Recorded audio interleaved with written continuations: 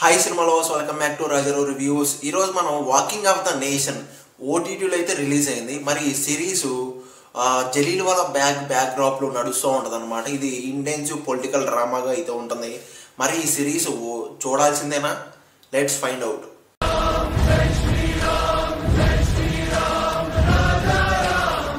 Basic story ఏంటంటే 1919లో Britishers ఆపరేషన్స్కి ఎదురుగా కాంతిలాల్ సాహ్ని అలియాస్ ఠాకూర్ రహేనా ఒక పవర్ఫుల్ ఇన్వెస్టిగేషన్ అయితే స్టార్ట్ చేస్తారనమాట. ఆ ఇన్వెస్టిగేషన్ ఎలా ఉంటుందంటే కొలీనియల్ రూల్స్, కాన్స్పిరసీ, సాక్రిఫైసింగ్ గ్రిప్పింగ్గా చూపించారని చెప్పాలి. ఈ సిరీస్లో హైలైట్స్ ఏంటంటే లిటరల్గా చెప్పాలంటే స్టార్టింగ్ నుంచి సస్పెన్స్ టెన్షన్ అయితే బిల్డప్ చేస్తుంది అనమాట.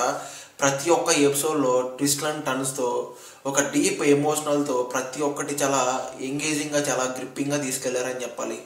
జలీల్ వాళ్ళ మాస్కర్ reactions, shocking visuals, political realistic drama, cinematography, political accuracy. Negatives ఏంటంటే slow narration in some parts అనమాట.